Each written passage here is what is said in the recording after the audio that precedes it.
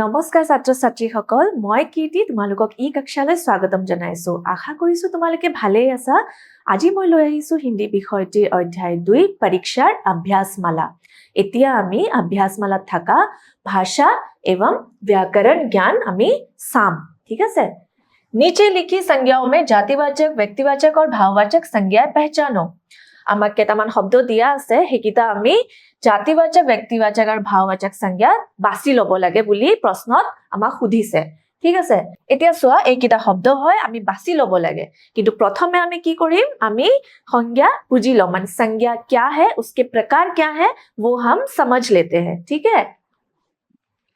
सोआ व्यक्तिवाचक संज्ञा ये किसी विशेष व्यक्ति स्थान या वस्तु का बोध कराते हैं देवगढ़ जानकीनाथ नारायण अब देखो व्यक्तिवाचक संज्ञा क्या है यह किसी विशेष व्यक्ति स्थान या वस्तु का बोध कराते हैं संज्ञा मतलब होता है क्या संज्ञा मतलब नाम जिकुनो व्यक्ति जिकुनो स्थान जिकुनो वस्तुर नाम नाम शब्द संज्ञा বুলি কয় व्यक्तिवाचक माने विशेष व्यक्ति विशेष এটা জায়গা স্থান আৰু বিশেষ বস্তুৰ নাম আদি আমি ব্যক্তিবাচক সংজ্ঞা বুলি ক'ব পাৰো এতিয়া আমি বাছি লওঁ আহা শব্দকেইটা देवगढ़ जानकीनाथ एवं नारायण देवगढ़ की হয় देवगढ़ ৰাজ্যৰ নাম আছিল হয় না देवगढ़ ৰিয়াসতৰ নাম আছিল जानकीनाथ মানুহৰ নাম হ'ব পাৰে नारायण কাৰ নাম হ'ব পাৰে ভগৱানৰ নাম হ'ব পাৰে আৰু মানুহ নাম হ'ব পাৰে এতিয়া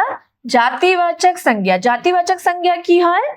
ये किसी संपूर्ण जाति या वर्ग का बोध कराते हैं সম্পূৰ্ণ জাতি এবং বৰ্গ বুজায় তেওঁৰ নাম বুজায় সম্পূৰ্ণ জাতিৰ নাম বা বৰ্গৰ নামক আমি জাতিবাচক সংজ্ঞা বুলি ক'ব পাৰো এতিয়া চাও दीवान अंगरखे हंस पुल खिलाड़ी शिखर दीवान কি আছিলে এটা বৰ্গ হয়নে পদৰ নাম अंगरखे এটো এটা প্ৰকাৰৰ বস্ত্ৰ ঠিক আছে হंस যিকোনো হাঁহৰ জাতিক আমি হंस বুলি গম পাওঁ পুল মানে দলং যিকোনো প্ৰকাৰৰ দলঙক আমি পুল বুলি ক'ব পাৰো খিলাড়ী মানে জুনে খেল খেলে খেলুৱা সকল ঠিক আছে যিয়ে খেল নেখেলক কিয় হে খেলুৱা সকলৰ জাতিটোক আমি জুনে খেল খেলে তেওঁলোকক আমি কি ক'ব পাৰো খিলাড়ী শিখৰ মানে যিকোনো বস্তু বা পাহাৰৰ উখ অংশ ঠিক আছে শিখৰ भाववाचक संज्ञा भाव एते তোমালোকে বুজিছা নে भाव মানে কিবা এটা भाव অনুভৱ কৰা ঠিক আছে फीलिंग ये किसी गुण दशा या भाव को बोध कराते हैं गुण दशा एवं भाव जो भी किसी भी ऐसे शब्द जो गुण दशा और दया को दर्शाते हैं माने गुण দেখায় দশা দেখায় বা ভাव का আনৰ প্ৰতি কিবা এটা অনুভৱ কৰা হে ফিলিং কেটাৰ নাম भाववाचक संज्ञात আমি ৰাখিব পাৰো এতিয়া চোৱা শক্তি সাদগী দয়া শক্তি কি হয় এটা গুণ হয় শক্তিশালী মানে শক্তিশালী सादगी সৰলতা दया আনৰ প্ৰতি কি দয়া ভাব ৰাখা দয়ালু ठीक है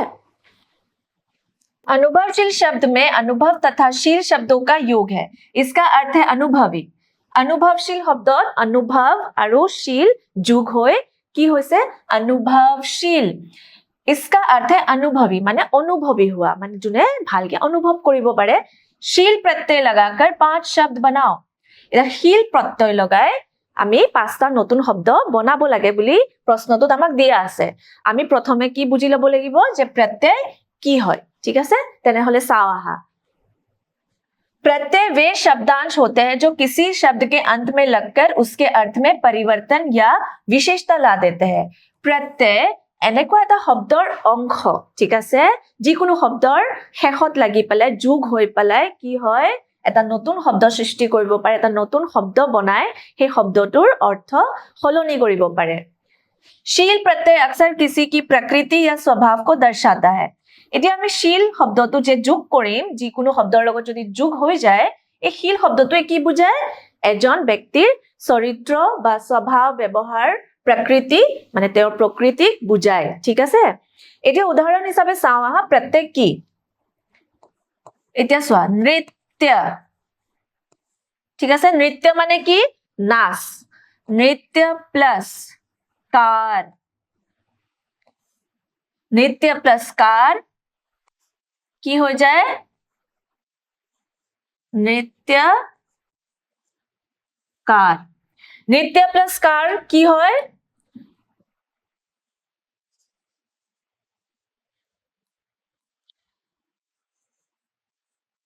চোৱা নৃত্য মানে হৈছে নাচ কাৰ কি হ'ব প্ৰত্যয় হয় তো নৃত্য মানে নাচ আৰু কাৰ যোগ হৈ কি বনে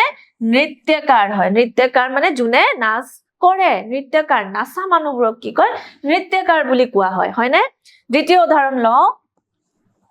ধন প্লাস 1 এটা তোমালোকে কোৱা ধন মানে হৈছে পইচা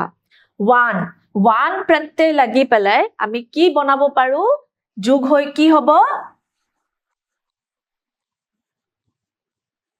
ধনৱান ঠিক আছে ধনৱান মানে ধনী এতিয়া তোমালোকে বুজি পাইছানে যে প্ৰত্যয় কেনেকে যোগ হয় এটা কাৰ আৰু ওৱান কি হয় প্ৰত্যয় হয় যিকোনো শব্দৰ শেষত যোগ হৈ এটা নতুন শব্দ সৃষ্টি কৰিব পাৰে এতিয়া চোৱা শব্দ প্লাস प्रत्यय এতিয়া আমি সাম পাঁচটা উদাহৰণ আমি লৈ লৈছো আৰু ভালকে আমি এতিয়া বুজিম গতি প্লাস शील কি বনিব গতিশীল ঠিক আছে जो लगातार गति में हो যোনে लगातार মানে গতিত আছে মানে গতিত আছে कर्मशील कर्म प्लस शील कर्मशील कर्म करने में तत्पर काम কৰাত সদায় আগুৱাই যোৱা विचार प्लस शील विचारशील समझदार एवं सोच समझकर काम करने वाला বুজা আৰু খুব ভাবি চিন্তি কাম কৰা ঠিক আছে सहन प्लस शील सहनशील सहने की क्षमता वाला সহ্য কৰা সহ্য কৰিব পৰা ক্ষমতা ৰাখা सहनशील ক্ৰিয়া প্লাস शील ক্ৰিয়া মানে হৈছে কাম ঠিক আছে যেতিয়া আমি শীল শব্দটো লগাই দিছো কি হ'ব কৰ্মট ক্ৰিয়াশীল হৈ গল আৰু তাৰ অৰ্থ কি হ'ব কৰ্মট কৰ্মট মানে যোনে নিজৰ কাম খুব নিষ্ঠাৰে কৰিব পাৰে আৰু নিজৰ কাম ভালকে কৰে ক্ৰিয়াশীল এটা এটা शील যে লাগি আছে এটো কি হয় প্ৰত্যয় হয় আৰু এটো শব্দ হয় যিকোনো শব্দত আমি প্ৰত্যয় যোগ কৰিলে এটা নতুন শব্দ বনাব পাৰো আৰু তাৰ অৰ্থ কি হয় হলনি হৈ যায় ঠিক আছে তোমালোকে ভালকে বুজি পাইছা तृतीय प्रश्न निम्नलिखित वाक्यों को कोष्ठक में दी गई सूचना के अनुसार परिवर्तन करो এইকেইটা বাক্য ব্ৰেকেটত থকা নিয়ম অনুসৰি আমি কি কৰিব লাগিব হলনি কৰিব লাগিব বুলি আমাক প্ৰশ্নত দিছে এতিয়া আমি চাও বলা खिलाड़ी लोग बैठे दम ले रहे थे सामान्य वर्तमान এতিয়া চোৱা खिलाड़ी लोग बैठे दम ले रहे थे যোনটো হৈ গৈছে বুলি কৈছে रहे थे ठीक है सामान्य वर्तमान में हमें इसे बदलना है ठीक है वर्तमान स्थिति में माने এতিয়া কি হব মানে বৰ্তমান প্ৰেজেন্ট ঠিক আছে কি হব সোয়া परिवर्तित वर्तमानत की हबो खिलाड़ी लोग बैठे दम लेते हैं इटा ले रहे तो हलनी होय की होइसे दम लेते हैं माने दम लय এনেকুৱা কোৱা হৈছে सामान्य वर्तमान माने सिंपल प्रेजेंट আমি বর্তমান স্থিতি যদি ক खिलाड़ी लोग बैठे दम लेते हैं ठीक है लंबा आदमी सामने खड़ा है उख मानु उसरत ठियो होय আছে বুলি কৈছে खड़ा है এতিয়া এই ওয়ার্ডটো এই শব্দটো আমাৰ হলনি হৈ যাব কেনেকে ভূতকালত আমি কৰিব লাগিব ভূতকাল মানে হৈছে যোনটো হৈ গৈছে ঠিক আছে এনেকুৱা এটা কাল এনেকুৱা এটা সময় যোনটো হৈ গৈছে এতিয়া চোৱা परिवर्तित মানে হলনি হৈ আমাৰ কি হল বাক্য লম্বা আদমি সামনে खड़ा था উখ মানু ওচৰত থিয় হৈ আছিল खड़ा था ঠিক আছে था खड़ा है হলনি হৈ কি হল खड़ा था মানে হি থিয় হৈ আছিল আৰু হে মাজত পাৰ্থক্য আছে হয়নে থিয় হৈ আছিল আৰু আছে এনেকুৱা বুজাইছে ইয়াতে আছে আৰু আমি হলনি কৰি কি কৰিলো ভূতকাল মানে যোনটো সময় আমাৰ গুছি গল ঠিক আছে खड़ा था लंबा आदमी सामने खड़ा था ऐसे गुण वाले संसार में कम होते हैं এনেকুৱা গুণবান ব্যক্তি সংসাৰত মানে পৃথিৱীখনত কম হয় বুলি কৈছে কম होते हैं এতিয়া আমাৰ কি হলনি কৰিব লাগিব ভৱিষ্য মানে ভৱিষ্য মানে ফিউচাৰ কাল ফিউচাৰ সময়ত আমি ইয়াক কি কৰিব লাগিব হলনি কৰিব লাগিব परिवर्तित ऐसे गुण वाले संसार में कम होंगे এতিয়া চোৱা कम होते हैं तो হলনি হয় কি হল कम होंगे মানে এতিয়ালৈকে হোৱা নাই কিন্তু কি কৈছে হ'ব ইন ফিউচাৰ ভৱিষ্যত এটো হ'ব বুলি কৈছে ऐसे गुण वाले संसार में कम होंगे এনেকুৱা গুণ থকা ব্যক্তি সংসাৰত কম হ'ব আৰু আমাক প্ৰশ্নত দিয়া আছিল কম হয় তো আমি হলনি কৰি সামান্য ভৱিষ্য सिंपल फ्यूचरत আমি হলনি কৰি কি কৰিলো বাক্যটো ऐसे गुण वाले संसार में कम होंगे दो शब्दों में यदि पहले शब्द के अंत में अ या आ हो और बाद के शब्द के आरंभ में ई बड़ी ई या उ बड़ी उ हो तो उन दोनों में संधि होने पर क्रमश ए अथवा ओ हो जाता है जैसे देव प्लस इंद्र देवेंद्र महा प्लस ईश महेश मंत्र प्लस उच्चारण मंत्रोच्चारण पर प्लस उपकार परोपकार अब देखो इसमें क्या करना है हम समझते हैं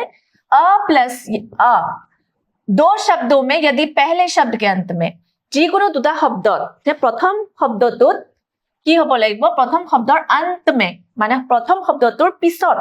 এতিয়া আমি এটো চোৱা দেৱ দেৱ ঠিক আছে দেৱ देवत की है प्रथम शब्दटोर अंत में अ आया है और बाद के शब्द में क्या आया है ई आया है ठीक है तो उन दोनों में संधि होने पर ए अथवा ओ हो जाता है याते स्वा ए की मात्रा আহিছে ने ठीक है এতিয়া চাবা আমি কি বনালো देव प्लस बुझी पाइसा ने इंद्र ইয়াতে কি আহিছে অ কি মাত্ৰা আহিছে যোগ হৈছে কিহৰ লগত দ্বিতীয় শব্দৰ আৰম্ভণিত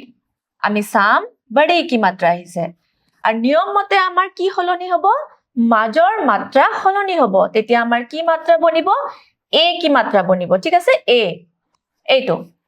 এতিয়া আমাৰ শব্দ যোগ হৈ কি বনিব देवेंद्र ঠিক আছে देव इंद्र देव प्लस इंद्र देवेंद्र ঠিক আছে মনত ৰাখিবা এই কেটা নিয়ম খুবেই গুৰুত্বপূৰ্ণ তোমালোকে এই নিয়মটো মনত ৰাখিব লাগিব ভালকে যাতে তোমালোকে যিকোনো শব্দত সন্ধি কৰিব পাৰা ঠিক আছে ইয়াৰ প্ৰথমটো নিয়ম কি হৈছে প্ৰথম শব্দত আমি শেষত চাব লাগিব আৰু দ্বিতীয় শব্দটোত আমি আৰম্ভণিত চাব লাগিব ঠিক আছে এতিয়া আমি দিয়া শব্দকেটাত আমি সন্ধি চাই লওঁ আহা प्रश्न प्लस उत्तर याते स्वा प्रश्न प्लस उत्तर प्रश्नर आरंभन प्रश्नर शेषत कोनটো मात्रा আহিছে अ द्वितीय शब्दत उत्तर उत्तर में क्या मात्रा है उ ठीक है अब ये दोनों मिलकर ए दुटा शब्द যোগ হৈ পেলাই কি বনাবো प्रश्न उत्तर ओ की मात्रा माने ए मात्राটো যোগ হৈ খলনি হৈ এই মাত্ৰাটো ইয়াতে আহিব प्रश्न उत्तर प्रश्न प्लस उत्तर प्रश्नोत्तर गण प्लस इश गण शेषत सोआ अ की मात्रा द्वितीय शब्दत आरंभणित सोआ की मात्रा আছে बड़ी की मात्रा अ प्लस इ যোগ হৈ কি বনায় ए की मात्रा আমাৰ হলনি হৈ বনাব পাৰে মানে এই মাত্ৰাটো আহি পৰিব তেতিয়া আমাৰ কি বনিব गणेश गण प्लस इश गणेश ए की मात्रा ठीक আছে वीर प्लस इंद्र याते शेषत की আছে अ আছে प्लस इंद्र इंद्रर आरंभणित की আছে छोटी इ আছে ठीक আছে যোগ হৈ কি হ'ব ए হ'ব একে হ'ব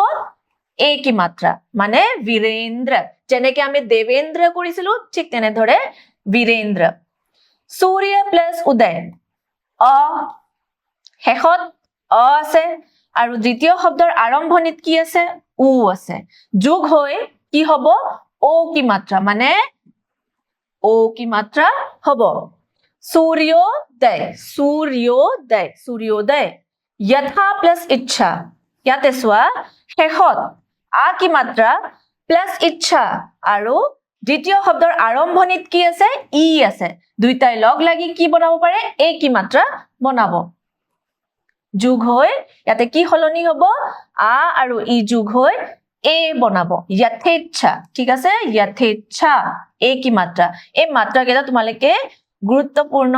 হিচাপে চাবা তোমালোকৰ কাৰণে খুবেই ইম্পৰ্টেন্ট হয় এই নিয়ম কেইটা তোমালোকে এই নিয়ম কেইটা যদি ভালকে বুজিছা তেনেহলে তোমালোকে যিকোনো শব্দ সলনি কৰিব পাৰিবা মাত্ৰা সলনি কৰিব পাৰিবা আৰু সন্ধি ভালকে কৰিব পাৰিবা विलोम शब्द लिखो विलोम शब्द लिखिब दिसे माने विपरीत शब्द लिखिब दिसे सज्जन माने भद्र ठीक আছে सज्जনৰ विपरीत কি হ'ব দুৰ্জন জুনে বেয়া মানে ভদ্ৰ নহয় ভাল নহয় ঠিক আছে উপস্থিত উপস্থিত থকা আৰু অনুপস্থিত থকা উপযুক্ত অনুপযুক্ত উপযুক্ত আৰু অনুপযুক্ত अपकार ইয়াৰ বিপৰীত কি হৈছে উপকাৰ মানে কি বেয়া কৰা ঠিক আছে উপকাৰ মানে কি ভাল কৰা হয় না তেনেহলে এইকিটা শব্দ হৈছে ইয়াৰ বিপৰীত শব্দ সজ্জন দুৰ্জন উপস্থিত অনুপস্থিত উপযুক্ত অনুপযুক্ত अपकार উপকাৰ ঠিক আছে ছাত্ৰ-ছাত্ৰীসকল আমি পৰীক্ষা কাহিনীটোত থকা গোটেই প্ৰশ্ন সম্পূৰ্ণভাৱে ভালকে বুজিছো আৰু কৰিছো আশা কৰিছো তোমালোকেও ভালকে বুজি পাইছা আজিলৈ ইয়াতে সামৰিছো আকৌ লগ পাম ধন্যবাদ